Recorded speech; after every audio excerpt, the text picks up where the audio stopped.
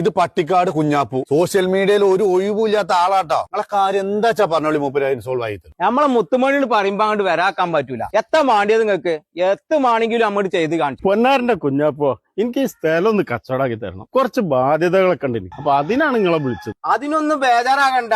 അതൊക്കെ ഇന്ത്യക്ക് ഐഡിയകളൊക്കെ ഉണ്ട്. എത്ര മാണ്ടിയത് നമുക്ക് ആ കോലത്തിലോട്ട് ആക്കി തരട്ടോ. ഓ എന്റെ മുത്തുമണിയാളെ, ഇതുപോലത്തെ ഒരു അരുവാക്കണ്ണം പോലത്തെ സ്ഥലം ഞാൻ എന്റെ ജീവിതത്തിൽ കണ്ടു. ഇതിപ്പോ നിങ്ങൾക്ക് 1000 റുപ്യക്ക് തരാൻ പോവുകയാണ്. വെറും 1000 റുപ്യ കിട്ടോ. അത് ഈ സ്ഥലം മാത്രമല്ല, 2ാം സമ്മാനം ഓട്ടർഷ, 3ാം സമ്മാനം ബൈക്ക്, ഇതൊക്കെ പാടൊരു കൂപ്പൺ നറുക്കെടുത്തിക്കാണ് നിങ്ങൾക്ക് ഒരു 1000 റുപ്യക്ക് തരികയാണ്. ഇതിനൊക്കെ ഇപ്പൊ എന്തിനാ മടിച്ചുകൊണു? അങ്ങോട്ട് പോന്നോളിങ്ങളെ. അതും ഞാൻ 1ാം തീയതി വന്ന് കാണും, ഞാൻ തന്നെ നിങ്ങളെ മുമ്പിൽ ഒന്ന് കാണ്ട് നറുക്കെടുക്കുകയാണ്. നിങ്ങൾക്ക് പിന്നെ വിശ്വാസമില്ലേ? ഞാൻ നിങ്ങൾക്ക് എടുത്തു തരികയാണ്. അത് നല്ലൊരു സ്ഥലം. ഓട്ടർഷ എന്ന് പറഞ്ഞ പളുങ്ക് പോലത്തെ ഓട്ടർഷ.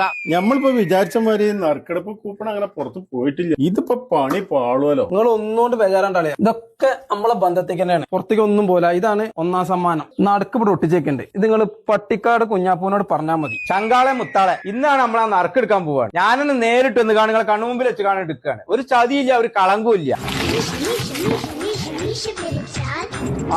ഇതാട്ടോ 1ാം സമ്മാനം. എല്ലാരും കണ്ടോളി. അപ്പൊ നറുക്കെടുപ്പൊക്കെ കഴിഞ്ഞൂലേ? 1ഉം 2ഉം 3ഉം സമ്മാനൊക്കെ നിങ്ങളെ ബന്ധത്തിക്ക് തന്നെയാണ്. അപ്പൊ കുഞ്ഞാപ്പോ ഇതിലെന്തെങ്കിലും കള്ളത്തരുണ്ടെങ്കിൽ മുകളിൽ ഒരാൾ കാണുന്നുണ്ടെന്ന് ഓർമ്മ ഉണ്ടായിക്കോട്ടോ. ഇവിടെ അനുഭവിച്ചിട്ടേ പോവുള്ളൂ. ഇതിൽ ഒരു കള്ളത്തറും ഇല്ല. നേരിട്ടല്ല എടുത്തത്.